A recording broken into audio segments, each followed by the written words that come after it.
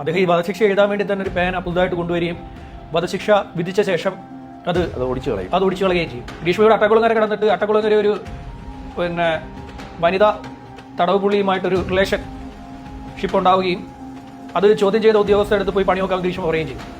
വിധി പറയുന്നതിന് മുമ്പ് തന്നെ ഷാരോണിന്റെ മാതാപിതാക്കളെ അദ്ദേഹം വിളിച്ചു വരുത്തി, കോടതിക്കുള്ളിലേക്ക് അദ്ദേഹം വിളിച്ചു വരുത്തിയ ശേഷമാണ് അദ്ദേഹം വിധി പറഞ്ഞിരിക്കുന്നത്. ഒരു വനിതാ IPS ഉദ്യോഗസ്ഥയാണ്, ഞാൻ ഒരു പേര് പറയുന്നില്ല. അപ്പോൾ അവർ പുറത്തിറങ്ങി അരമണിക്കൂർ ഗ്രീഷ്മയോട് സംസാരിച്ചിട്ട് അവർ പുറത്തിറങ്ങി എന്ന് പറഞ്ഞത് നല്ല കുട്ടിയെന്നാണ്. അതെ, സർട്ടിഫിക്കറ്റ് കൊടുത്തു വിട്ടതാണ്. ഷാമിന്റെ പ്രവചനം തെറ്റിയോ ഗ്രീഷ്മയുടെ കാര്യത്തിൽ? ഞാൻ കോടതി ശിക്ഷിക്കുമെന്നാണ് പറഞ്ഞത്, കീഴ്ക്കോടതി ശിക്ഷിക്കുമെന്നാണ് പറഞ്ഞത്. മേൽക്കോടതിയിലേക്ക് പോയി കഴിഞ്ഞാൽ അത് പൊളിച്ചുകൊണ്ട് പോകാൻ പറ്റുമെന്നും പറഞ്ഞു. പിന്നെ ഒരു കാര്യം തെറ്റി, വധശിക്ഷ നമ്മളാരും പ്രതീക്ഷിച്ചില്ല. അത് കാര്യം വധശിക്ഷ പ്രത്യേകിച്ച് സ്ത്രീയാണ്, 30-ന് താഴെയാണ് അവളുടെ പ്രായം, 25-ന് താഴെയാണ് അവളുടെ പ്രായം. ആ പ്രായം പരിഗണിക്കപ്പെടും എന്നുള്ളത് നമ്മുടെ ഒരു വിലയിരുത്തലായിരുന്നു. മാത്രമല്ല ഈ കേസിൻ്റെ ഒരു ഘട്ടത്തിലും അപൂർവങ്ങളിൽ അപൂർവം എന്നൊരു വാദം പ്രോസിക്യൂഷൻ വെച്ചിട്ടില്ല. പ്രോസിക്യൂട്ടർ ഒരിക്കൽ പോലും അപൂർവങ്ങളിൽ അപൂർവം എന്ന് പറഞ്ഞൊരു വാദം ഈ കോടതിയിൽ വെച്ചില്ല. അങ്ങനെ ഇരിക്കെ പ്രോസിക്യൂഷൻ ആവശ്യപ്പെടാതെ തന്നെ ജസ്റ്റിസ് AM ബഷീർ വധശിക്ഷയിലേക്ക് പോകുമെന്ന് നമ്മൾ കണക്കുകൂട്ടുന്നില്ല. ഞാൻ നേരത്തെ ഒരു ചർച്ചയിൽ പറഞ്ഞല്ലോ, AM ബഷീർ നേരത്തെയും വധശിക്ഷ വിധിച്ച ആളാണ്. അത് മറ്റേ റഫീഖ ബീവിക്ക് വധശിക്ഷ എഴുതി കൊടുത്ത ആളാണ് AM ബഷീർ. അദ്ദേഹം ഈ വധശിക്ഷ എഴുതാൻ വേണ്ടി തന്നെ ഒരു പേന പുതുതായിട്ട് കൊണ്ടുവരികയും വധശിക്ഷ വിധിച്ച ശേഷം അത് ഒടിച്ചു കളയുകയും ചെയ്യും. ഒട്ടുമിക്ക ജഡ്ജസും ചെയ്യുന്ന ഒരു പരിപാടിയാണ്. ഇപ്പോൾ ഇതിൽ ഇനിയിപ്പം മേൽക്കോടതിയിലേക്ക് ഗ്രീഷ്മ എന്തായാലും അപ്പീലുമായിട്ട് പോകും. ലിസ്റ്റ് ചെയ്ത് വരാൻ കുറച്ച് സമയമെടുക്കും. അതുവരെ ജയിലിൽ കിടക്കേണ്ടി വരും. ഇപ്പോൾ ഇവിടെ ഏകാന്ത തടവാണ്. ഇതുപോലെ വധശിക്ഷയ്ക്ക് വിധിച്ചവരൊക്കെ തന്നെ ഏകാന്ത തടവാണ് ഉള്ളത്. ഗ്രീഷ്മയെ സംബന്ധിച്ചിടത്തോളം ഗ്രീഷ്മ എത്ര കാലം ജയിലിൽ കിടക്കും എന്നുള്ളതൊക്കെ കണ്ടറിയേണ്ടി വരും. ഗ്രീഷ്മയെ ഫേവർ ചെയ്യാൻ വേണ്ടി ആദ്യഘട്ടം മുതലേ പാറശാല പോലീസ് ശ്രമിച്ചിട്ടുണ്ടായിരുന്നു. ആദ്യമൊക്കെ പാറശാല പോലീസിനോട് ചോദിക്കുമ്പോൾ ഗ്രീഷ്മയ്ക്ക് ഇതുമായിട്ട് യാതൊരു ബന്ധമില്ലെന്ന് ഉള്ള മറുപടി അവർ തന്നിരുന്നതാണ്. ഇപ്പോൾ ഈ AM ബഷീറിൻ്റെ ഭാഗത്ത് നിന്ന്, ജസ്റ്റിസിൻ്റെ ഭാഗത്ത് നിന്ന് ഇത്തരത്തിലൊരു നീക്കം, അത് സാധാരണ വിധിന്യായത്തിൽ ഉത്തരവിൽ കോടതിയുടെ വിലയിരുത്തലുകൾ സാധാരണ പറയാറുണ്ട്. എന്തൊക്കെ കാര്യങ്ങൾ കോടതി വിലയിരുത്തി എന്നുള്ളത് ഉത്തരവിൽ പറയാറുണ്ട്. ഇത് വളരെ വ്യത്യസ്തമായിട്ടുള്ള വിധിന്യായമാണ് അവിടെ നടന്നത്. 38 മിനിറ്റ് അദ്ദേഹം ഈ വിധിന്യായം മൊത്തം കാര്യകാരണങ്ങളടക്കം വായിച്ച് കേൾപ്പിച്ചു. അത് പോരാഞ്ഞിട്ട് പോലീസ് ഇടാത്തൊരു കേസ് ഈ ജസ്റ്റിസ് എടുത്തിട്ടു. അതായത് ഷാരോണിനെ ചതിച്ച് കൊലപ്പെടുത്തിയതിനാണ് പോലീസ് FIR ഇട്ടിരിക്കുന്നത്. അങ്ങനെ ഇരിക്കെ ഷാരോണിനെതിരെ വധശ്രമത്തിന് കൂടി ജസ്റ്റിസ് കേസെടുത്തു. അതായത് ആദ്യത്തെ തവണ ജ്യൂസ് ചലഞ്ച് നടത്തി പാരസെറ്റമോൾ കലക്കിയതിന് അതിനും വധശ്രമത്തിനും കോടതി കേസെടുത്തു. കോടതി ഇക്കാര്യത്തിൽ വളരെ വാശിയോടുകൂടി ഒരു നിലപാട് സ്വീകരിച്ചു എന്നാണ് കോടതി പറയുന്നത്. കാരണം നമ്മൾ സാധാരണ ഈ ഇത്തരം കാര്യങ്ങൾ വരുമ്പോൾ കോടതി പരിഗണിക്കുമല്ലോ, നേരത്തെ ഏതെങ്കിലും കുറ്റകൃത്യത്തിൽ ഏർപ്പെട്ടിട്ടുണ്ടോ, പ്രീവിയസ് ക്രൈം ഒന്നും അവളുടെ പേരിൽ ഉണ്ടായിരുന്നില്ല എന്നിരിക്കെ ഇതിട്ട് കൊടുത്തു. ഈ പറഞ്ഞാണ് ഇവിടെ നേരത്തെയും ഗൂഢാലോചന നടത്തി. അത് പോലീസ് FIR ഇട്ടാത്ത കേസാണ്. പോലീസ് അങ്ങനെ ഒരു സംഭവത്തിന് പോലീസ് FIR ഇട്ടിട്ടില്ല അവൾക്കെതിരെ. അങ്ങനെ FIR ഇടാതിരിക്കെ അവൾക്കെതിരെ പ്രീവിയസ് ഹിസ്റ്ററി, അവൾക്ക് ക്രൈം ചെയ്യാനുള്ള ത്വരയുണ്ട് എന്ന് കാണിക്കുന്നതിന് വേണ്ടി അദ്ദേഹം അവിടെയും കൂടെ FIR ഇട്ടു. ആ FIR-ഉം പിന്നീട് അവിടെ കോടതി കേസെടുത്തു. പിന്നെ ഇപ്പം ഈ പറയുന്ന കൊലപാതകത്തിൻ്റെ കേസ്, ഈ 2 കേസും കൂടെ പരിഗണിച്ച്, അതായത് മുൻകാലത്ത് ക്രൈം ചെയ്തിട്ടുണ്ട് എന്നത് വധശിക്ഷയ്ക്ക് ഒരു കാരണമാണ്. അതില്ലായിരിക്കെയാണ് അത് കോടതി ഇട്ടത്. അതാണ് നമ്മൾക്ക് വധശിക്ഷ എന്ന് പറയുന്നതിനകത്ത് തെറ്റിപ്പോയത്. നമുക്ക് അവിടെയാണ് തെറ്റിയത്. പക്ഷേ ഈ നിയമവിദഗ്ധരൊക്കെ പറയുന്നത് മേൽക്കോടതിയിലേക്ക് ചെല്ലുമ്പോൾ വധശിക്ഷ സ്വാഭാവികമായിട്ടും വധശിക്ഷ നടക്കത്തില്ല, ജീവപര്യന്തം. ഇതിനകത്ത് ഈ DSR പോകണം. DSR എന്ന് പറയുമ്പം ഇവിടെ നിന്നുള്ള എന്തിന് വധശിക്ഷ വിധിച്ചു എന്നുള്ള കാര്യകാരണങ്ങൾ കാട്ടിക്കൊണ്ടുള്ള വിശദമായിട്ടുള്ള DSR അത് ഹൈക്കോടതിക്ക് പോകണം. ഹൈക്കോടതി ചെന്ന് ഹൈക്കോടതി ഇത് പരിശോധിക്കും. ഹൈക്കോടതി പരിശോധിച്ച ശേഷമേ വധശിക്ഷ വേണോ വേണ്ടയോ എന്നുള്ള തീരുമാനം ഹൈക്കോടതി കൈക്കൊള്ളത്തുള്ളൂ. ഹൈക്കോടതി ചെന്ന് കഴിഞ്ഞാൽ ഞാൻ നേരത്തെ ഒരു ചർച്ചയിൽ പറഞ്ഞല്ലോ, കൊല്ലത്ത് ഒരു കേസിൽ, പിന്നെ കൊല്ലത്തെ ഒരു കേസിനകത്തൊരു കൊലപാതക കേസാണ്. അതിൽ ആണ് ആദ്യമായിട്ട് 2006 ആദ്യമായിട്ട് വധശിക്ഷ വിധിക്കുന്നത് വിനീതയ്ക്ക്. വിനീതയ്ക്ക് വിധിക്കുന്നത്. അതിനുശേഷം അത് ഹൈക്കോടതിയിൽ ചെന്ന് ഹൈക്കോടതി അത് ജീവപര്യന്തമായി കുറച്ചു കൊടുത്തു. ജീവപര്യന്തം എന്ന് പറയുമ്പോൾ 14 വർഷം ആക്കി ചുരുക്കി കൊടുക്കാൻ സർക്കാരിനെ കൊണ്ട് സാധിക്കും. ജീവപര്യന്തം എന്ന് പറയുന്നത് നമ്മൾ നേരത്തെ പറഞ്ഞ പോലെ തന്നെ ജീവിതാവസാനം വരെ എന്നാണ് നിഷ്കർഷിച്ചിരിക്കുന്നത്. പക്ഷേ സർക്കാരിനെ കൊണ്ട് അത് 14 വർഷമായി കുറയ്ക്കാൻ സാധിക്കും. 14 വർഷമായി സർക്കാർ കുറയ്ക്കുകയാണെങ്കിൽ അതിലെ ഈ അവധി ദിവസങ്ങളെല്ലാം കൂടെ കണക്കൂട്ടി കഴിഞ്ഞാൽ ഗ്രീഷ്മ അറൗണ്ട് ഒരു 10 വർഷത്തിൽ ഗ്രീഷ്മയ്ക്ക് പുറത്തിറങ്ങാൻ സാധിക്കും.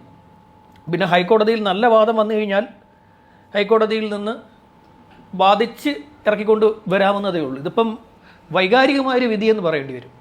ഇതൊരു വൈകാരിക വിധിയാണ്. വൈകാരികമായി എടുത്തിരിക്കുന്ന ഒരു വിധിന്യായമാണ് ഇപ്പോൾ ഉണ്ടായിരിക്കുന്നത്. ഇത് പ്രോസിക്യൂഷൻ പോലും പറയാതെ വധശിക്ഷ ഇട്ടത് പ്രോസിക്യൂഷനെ പോലും ഞെട്ടിച്ചിട്ടുണ്ടെന്നാണ് മനസ്സിലാകുന്നത്. അന്വേഷണ സംഘത്തെയും പ്രോസിക്യൂഷനെയും ഞെട്ടിച്ചു ജഡ്ജി പറയുന്നത് സമർത്ഥമായ കൊലപാതകമാണ്, ആന്തരിക അവയവങ്ങൾ അഴുകിയാണ് ഷാരോൺ മരിച്ചത്. അത് ചൂണ്ടിക്കാട്ടിയാണ് പരമാവധി ശിക്ഷ കൊടുത്തിരിക്കുന്നത്. അതെ, 11 ദിവസം വെള്ളമിറങ്ങാതെ ഈ പയ്യൻ കിടന്നു. ആദ്യം അവിടെ നെയ്യാറ്റിൻകര താലൂക്ക് ആശുപത്രിയിലും പിന്നീട് തിരുവനന്തപുരം മെഡിക്കൽ കോളേജിലുമായിരുന്നു. നെയ്യാറ്റിൻകര താലൂക്ക് ആശുപത്രി വീട്ടിൽ ഏതാണ്ട് 2 ദിവസം കിടന്നു. 2 ദിവസം വീട്ടിൽ കിടക്കുമ്പോഴാണ് ഈ മെസ്സേജുകളൊക്കെ ഈ പയ്യൻ അയക്കുന്നത്. അത് കഴിഞ്ഞിട്ട് അവർ നെയ്യാറ്റിൻകര താലൂക്ക് ആശുപത്രിയിൽ കൊണ്ടുപോയി. താലൂക്ക് ആശുപത്രിയിൽ നിന്ന് പിന്നെ അബ്നോർമലായിപ്പോയി.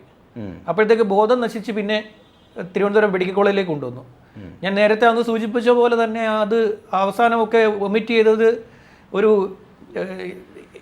യെല്ലോ കളർന്ന ഗ്രീനിഷ് ആയിട്ടുള്ള സാധനങ്ങളാണ്. അതായത് ആന്തരിക അവയവങ്ങൾ തകർന്ന് പുറത്തേക്ക് വരുമായിരുന്നു. അങ്ങനെയാണ് മരണം സംഭവിച്ചത്. അപ്പോൾ ഈ 11 ദിവസത്തിൽ അന്നേ പാറശാല പോലീസ് ഇവിടെ ആദ്യമേ പിടികൂടിയിരുന്നെങ്കിൽ, ഈ വീട്ടുകാർ ആരോപണം ഉന്നയിച്ച സമയത്ത് തന്നെ പിടികൂടിയിരുന്നെങ്കിൽ ഇതെന്താണ് കൊടുത്തതെന്ന് ഇവൾ പറഞ്ഞേനെ. എന്ത് വിഷമാണ് കൊടുത്തതെന്ന് ഇവൾ പറയുകയും ഈ പയ്യൻ്റെ ജീവൻ ഒരുപക്ഷെ രക്ഷിച്ചെടുക്കാൻ സാധിക്കുമായിരുന്നു. ആദ്യഘട്ടത്തിൽ കാര്യമായ ചികിത്സ ആദ്യം ഒന്നും ഇവിടുത്തെ മെഡിക്കൽ കോളേജിൽ എത്തുന്നത് വരെയും ഈ പയ്യൻ എന്താ കഴിച്ചതെന്ന് മനസ്സിലാവുന്നില്ലായിരുന്നു. ഇത് ആദ്യം ഫുഡ് പോയിസൺ ആണെന്ന് വിചാരിച്ചിരുന്ന സാധനമാണ്. ഇത് ഫുഡ് പോയിസൺ ആണെന്നാണ് ആദ്യം വിചാരിച്ചത്. പയ്യനോട്ട് പറയുന്നുമില്ല ഇതിങ്ങനെ കുടിച്ചു അവൻ പറഞ്ഞതുമില്ല. അവൻ പറയുന്നില്ല. അവന്റെ മെസ്സേജുകളൊക്കെ അവസാനം നമ്മൾ വായിച്ചു നോക്കിയത്. അവസാനം വരെയും ഇവൻ വാവേന്നൊക്കെ വിളിച്ചാണ് ഇവൻ സംസാരിച്ചിരിക്കുന്നത്. എനിക്ക് തോന്നുന്നു എൻ്റെ മൊബൈലിന് അതിൻ്റെ ചാറ്റ് കിടപ്പുണ്ടെന്ന് തോന്നുന്നു, പഴയ ചാറ്റ്, സ്ക്രീൻഷോട്ട് ഒരുപാട് വോയിസും ഗ്രീഷ്മയുടെ ഈ പറയുന്ന പോലെ വോയിസ് മെസ്സേജുകളൊക്കെ നമ്മുടെ കയ്യിൽ ഉണ്ടായിരുന്നു. അപ്പോൾ ഇതാണ് ആ കേസിൽ സംഭവിച്ചിരിക്കുന്നത്. ഈ വിധിയെന്ന് പറയുമ്പോൾ ഇത് ഹൈക്കോടതിയിലേക്ക് കാര്യമായ ഒരു വാദം നടക്കുകയും ഇതിൻ്റെ മരണമൊഴി ഒരു ചർച്ചയാവുകയും ചെയ്തു കഴിഞ്ഞാൽ, ഇതിപ്പോൾ തന്നെ ഹൈക്കോടതി പോകുമ്പോൾ ഇവർ വൈകാരികമായിട്ടുള്ള വിധിയെ ബാധിക്കത്തുള്ളൂ. ജഡ്ജി വൈകാരികമായി വിധി പറഞ്ഞു എന്നേ ബാധിക്കത്തുള്ളൂ. കാരണം അദ്ദേഹം വിധി പറയുന്നതിന് മുമ്പ് തന്നെ ഷാരോണിൻ്റെ മാതാപിതാക്കളെ അദ്ദേഹം വിളിച്ചു വരുത്തി. കോടതിക്കുള്ളിലേക്ക് അദ്ദേഹം വിളിച്ചു വരുത്തിയ ശേഷമാണ് അദ്ദേഹം വിധി പറഞ്ഞിരിക്കുന്നത്. അതൊക്കെ ഒരു വൈകാരിക തീരുമാനമാണെന്ന് ഇവർക്ക് വാദിക്കാൻ സാധിക്കും. പിന്നെ മാത്രമല്ല, അന്വേഷണ സംഘം ഇടാത്തൊരു കേസ് ഈ ഗ്രീഷ്മയ്ക്കെതിരെ ചുമത്തപ്പെട്ടുവെന്ന് അതൊരു പോയിന്റാണ്. അന്വേഷണ സംഘം പോലും പിന്നെ പ്രതി ചേർക്കാത്ത FIR ഇടാത്തൊരു അതും ആദ്യം പാറശാല പോലീസ് അന്വേഷിച്ച സാധനമാണ്. പിന്നെ SIT വരുന്നത്, സ്പെഷ്യൽ ഇൻവെസ്റ്റിഗേഷൻ ടീം എത്തുന്നത്. അപ്പോൾ അവരെത്തിയ ശേഷം അവർ പോലും കണ്ടുപിടിക്കാത്ത, അവർ പോലും ഇടാത്ത ഇത് കോടതി എടുക്കുകയും കോടതി മൊത്തത്തിൽ ഇത് വൈകാരികമെന്ന് അവർക്ക് വാദിക്കാൻ സാധിക്കും. ഹൈക്കോടതിയിലേക്ക് പോകുമ്പോൾ അറിയാൻ പറ്റും ഇതിൻ്റെ സംഭവം ഇതെങ്ങനെ എത്തുമെന്നുള്ളത്. ഗ്രീഷ്മയെ സംബന്ധിച്ചിടത്തോളം അവൾ സുപ്രീം കോടതി വരെ പോകും. ഗ്രീഷ്മ എന്തായാലും സുപ്രീം കോടതി വരെ പോകും. അതിനുള്ള സാമ്പത്തിക അവസ്ഥ അവളുടെ കയ്യിലുണ്ട്. അതിനൊക്കെയുള്ള സാമ്പത്തികം അവളുടെ കയ്യിലുണ്ട്. ഞാൻ പറഞ്ഞില്ലേ, അവൾ ഈ പറയുന്ന പോലെ ഒരു അന്വേഷണ ഉദ്യോഗസ്ഥയെ അരമണിക്കൂർ കൊണ്ട് IPS ഓഫീസറെ അടിച്ച് പോക്കറ്റിലിട്ടിയ ഗ്രീഷ്മ. അരമണിക്കൂറേ ഗ്രീഷ്മയോട് IPS ഓഫീസർ സംസാരിച്ചുള്ളൂ. ഒരു വനിതാ IPS ഉദ്യോഗസ്ഥയാണ്, ഞാൻ ഒരു പേര് പറയുന്നില്ല. അപ്പോൾ അവർ പുറത്തിറങ്ങി അരമണിക്കൂർ ഗ്രീഷ്മയോട് സംസാരിച്ചിട്ട് അവർ പുറത്തിറങ്ങി എന്ന് പറഞ്ഞത് നല്ല കുട്ടിയെന്നാണ്. സർട്ടിഫിക്കറ്റ് കൊടുത്തു വിട്ടതാണ്. അവളെ സംബന്ധിച്ചിടത്തോളം സുപ്രീം കോടതി വരെ പോകും. സുപ്രീം കോടതി വരെ പോയാലും ഇതിനകത്ത് ഒരുപാട് പോയിന്റ്സ് നിലനിൽക്കുന്നുണ്ട്. അതുകൊണ്ടാണ് ഞാൻ പറഞ്ഞത്, ഗ്രീഷ്മയ്ക്ക് ഈ കേസിൽ ഒരുപാട് ലൂപ്പോളുകൾ കിടപ്പുണ്ടായിരുന്നു. ആ സാധനം പിന്നെ എന്തുകൊണ്ടോ ഞാൻ കീഴ്ക്കോടതിയുടെ കാര്യം ഞാൻ പറഞ്ഞിട്ടില്ല. ഞാൻ പറഞ്ഞ കീഴ്ക്കോടതി ശിക്ഷിക്കുമെന്നാണ് പറഞ്ഞത്. ശിക്ഷിക്കുമെന്ന് പറഞ്ഞു 10 വർഷം വരെ ശിക്ഷ കിട്ടാനുള്ള സാധ്യതയുണ്ടെന്ന് പറഞ്ഞു. 10 വർഷം ശിക്ഷ എന്ന് പറയുന്നത് ഈ ജീവപര്യന്തമാണ്. ജീവപര്യന്തം കിട്ടിയാലും ചുരുങ്ങിയത് അത് 10 വർഷത്തിൽ കൊണ്ടു നിർത്താൻ സാധിക്കും. പിന്നെ ഗ്രീഷ്മയെ സംബന്ധിച്ചിടത്തോളം ഗ്രീഷ്മ ഇവിടുത്തെ ഏതെങ്കിലും ഒരു മന്ത്രിയോ രാഷ്ട്രീയ നേതാവിനെയോ അടിച്ചു പോക്കറ്റിലിടും. ജയിലൊന്നും ഗ്രീഷ്മയ്ക്ക് കൊണ്ടുപോയി നമ്മൾ വിചാരിക്കുന്ന പോലെ അടച്ചിടുന്ന പരിപാടിയൊന്നും ഗ്രീഷ്മയുടെ കാര്യത്തിൽ ഇവിടെ നടക്കത്തില്ല. ഗ്രീഷ്മ അവരെയൊക്കെ ചാക്കിലാക്കും. ഗ്രീഷ്മയുടെ അട്ടക്കുളങ്ങര കിടന്നിട്ട് അട്ടക്കുളങ്ങര ഒരു പിന്നെ വനിതാ തടവ് പുള്ളിയുമായിട്ടൊരു റിലേഷൻഷിപ്പ് ഉണ്ടാവുകയും അത് ചോദ്യം ചെയ്ത ഉദ്യോഗസ്ഥരെടുത്ത് പോയി പണി നോക്കാൻ ഗ്രീഷ്മ പറയുകയും ചെയ്തു. ഗ്രീഷ്മ പറയുകയും ചെയ്തതാണ്. അവർ രണ്ടുപേരും മാത്രമായിരുന്നു ഒരു ശല്യം ഉണ്ടായിരുന്നത്. ഗ്രീഷ്മയും ഈ വനിതാ തടവ് പുള്ളിയും മാത്രമാണ് അവിടെ ഉണ്ടായിരുന്നത്. അപ്പോൾ അത് അങ്ങനെ സംഭവം അവിടുത്തെ ജയിൽ വാർഡൻ അറിയുകയും ജയിൽ വാർഡൻ ഗ്രീഷ്മയോട് ചോദിച്ചാൽ പോയി പണി എൻ്റെ ഇഷ്ടമാണ് പോയി പണി നോക്കാൻ പറഞ്ഞാൽ ചെയ്തത്. അങ്ങനെയുള്ള മറുപടി ഗ്രീഷ്മ പറഞ്ഞതാണ്. ഗ്രീഷ്മ ഭയങ്കര തൻ്റെടിയായിട്ടുള്ള ഒരു സ്ത്രീയാണ്, യുവതിയാണ്. അതുകൊണ്ടാണല്ലോ ഇങ്ങനെ ഒരു കൊലപാതകം ചെയ്യാൻ സാധിച്ചത്. അല്ലെങ്കിൽ ഈ പ്രായത്തിൽ ഇങ്ങനെ ഒരു ക്രിമിനൽ മൈൻഡോടുകൂടി കൊലപാതകം ആസൂത്രണം ചെയ്യത്തില്ലല്ലോ. അതൊരിക്കലും ചെയ്യില്ല. അവൾക്ക് പിന്നെ ഈ പറയുന്ന പോലെ പശ്ചാത്താപം എന്ന് പറയുന്ന സാധനം ഒന്നും ഉണ്ടെന്ന് എനിക്ക് തോന്നുന്നില്ല. ഇല്ല ഇല്ല ഇല്ല ചെയ്തത് ചെയ്യേണ്ടത് ആവശ്യമായിരുന്നു എന്നുള്ള രീതിയിലാണ് അവൾ ഇപ്പോഴും പ്രതികരിച്ചുകൊണ്ടിരിക്കുന്നത്. ഏറ്റവും അവസാനം നിമിഷം അവളുടെ അച്ഛനെ വിളിച്ചു വരുത്തിയപ്പോഴാണ് ഇവൾ കുറ്റം സമ്മതിക്കുന്നത്. ഈ അച്ഛനെ വിളിച്ചുകൊണ്ട് വന്ന് അച്ഛനെതിരെ FIR ഇടുമെന്ന് പറഞ്ഞു. അന്വേഷിച്ച് SIT ഉണ്ടല്ലോ, സ്പെഷ്യൽ ഇൻവെസ്റ്റിഗേഷൻ ടീം പറഞ്ഞു നീ കുറ്റം സമ്മതിച്ചില്ല എന്നുണ്ടെങ്കിൽ നിന്റെ അച്ഛൻ പ്രതിയാവും. അപ്പോൾ അദ്ദേഹം ഇതൊന്നും അറിഞ്ഞിട്ടില്ല. ആ മനുഷ്യൻ ഇതൊന്നും അറിയാത്ത ഒരു ഹോട്ടൽ ജീവനക്കാരനായിട്ട് കഴിയുന്ന ആളാണ്. എനിക്ക് ഓർമ്മയുണ്ട് ഇവളെ ചോദ്യം ചെയ്യാൻ കൊണ്ടുവരുന്നത്. ചോദ്യം ചെയ്യാൻ വരുമ്പോഴും ഇവള് ഭയങ്കര ആത്മവിശ്വാസമായിരുന്നു. ഒരു വെള്ള സ്വിഫ്റ്റ് കാറിലാണ് പിന്നെ വന്നത്. വെള്ള സ്വിഫ്റ്റ് കാർ, അത് അവരുടെ അഭിഭാഷകന്റെ കാറായിരുന്നു. സവർക്കർ എന്നായിരുന്നു അഭിഭാഷകന്റെ പേര്. അപ്പോൾ സവർക്കർ എന്ന് പറഞ്ഞ അഭിഭാഷകന്റെ ഒപ്പമാണ്. അദ്ദേഹം തമിഴ്നാട് സ്വദേശിയാണ്.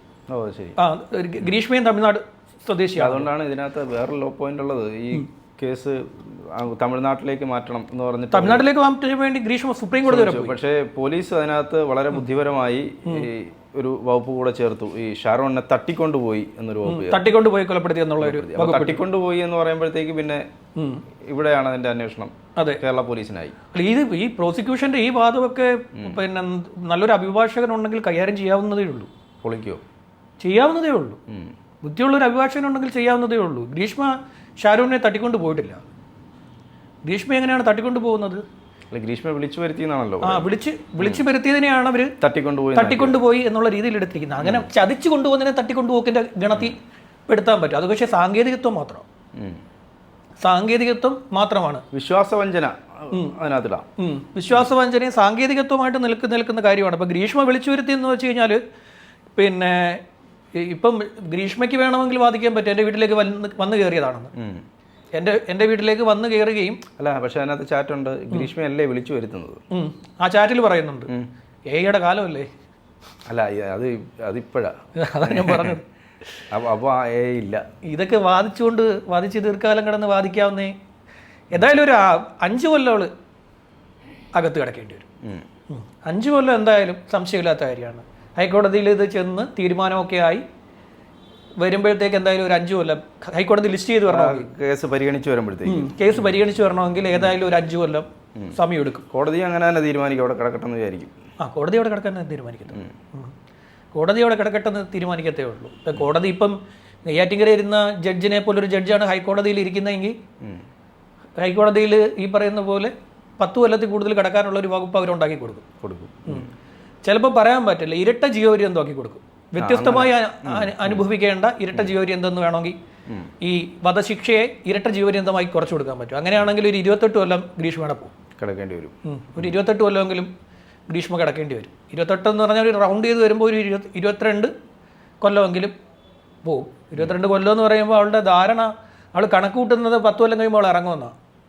അങ്ങനെയാണ് അവൾ കണക്ക് കൂട്ടിയിരിക്കുന്നത്. അവൾക്ക് ഇപ്പോൾ 24 വയസ്സുണ്ട്. 10 കൊല്ലം എന്ന് പറയുമ്പോൾ 34 വയസ്സ്.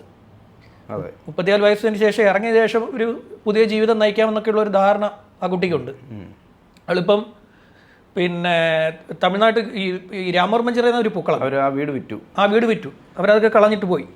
ആ വീട് ഇപ്പം മറ്റാരോണ് പിന്നെ വാങ്ങിയിരിക്കുന്നത്. അതൊക്കെ വിറ്റിട്ട് അവർ കുറച്ചുകൂടെ ഉള്ളിൽ, ഇവർ കന്യാകുമാരി ജില്ല അവർ കുറച്ചുകൂടെ ഉള്ളിലോട്ട് പോയി താമസിക്കുമായിരുന്നു. ഇവള് കോടതിയിൽ വാദത്തിന് വരുന്നത്, നെയ്യാറ്റിൻകര കോടതിയിൽ ഇതിൻ്റെ വാദം നടക്കുന്ന സമയത്ത് വരുന്നത് തമിഴ്നാട്ടിൽ നിന്ന് ഒരു വണ്ടി വിളിക്കും. തമിഴ്നാട്ടിൽ എവിടുന്ന ഈ വണ്ടി കയറുന്നതെന്ന് പറയാൻ പറ്റില്ല. ഇവളുടെ വീട് ആർക്കും നോട്ട് ചെയ്യാൻ പറ്റിയിട്ടില്ല. ഇവൾ ആ വീട്ടിൽ നിന്നും അവിടുത്തെ ഒരു പ്രധാന ബസ് സ്റ്റോപ്പിലെത്തി അവിടെ നിന്ന് വണ്ടി വിളിക്കും. ആ വണ്ടി വിളിക്കുന്ന വണ്ടിയെ ഇവിടെ വരുമ്പം പറഞ്ഞു വിടും. പിന്നെ ഇവിടുന്ന് ഒരു വണ്ടി വിളിച്ച് ബോർഡറിൽ പോകും. പിന്നെ അവിടുന്ന് അടുത്ത വണ്ടി വിളിക്കും. ഇങ്ങനെ വണ്ടികൾ മാറി മാറിയാണ് പോവുകയും വരികയും ഒക്കെ ചെയ്തുകൊണ്ടിരുന്നത്.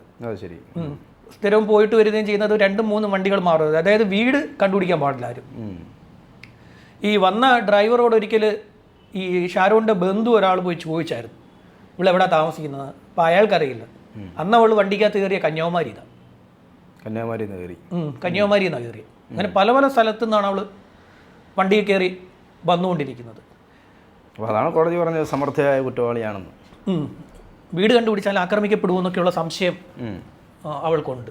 കാര്യം ഇതൊക്കെ കേരളത്തിൽ കുറേ ആളുകൾക്ക് വൈകാരികമായിട്ട് ഈ വിഷയത്തെ എടുത്തിട്ടുണ്ടല്ലോ.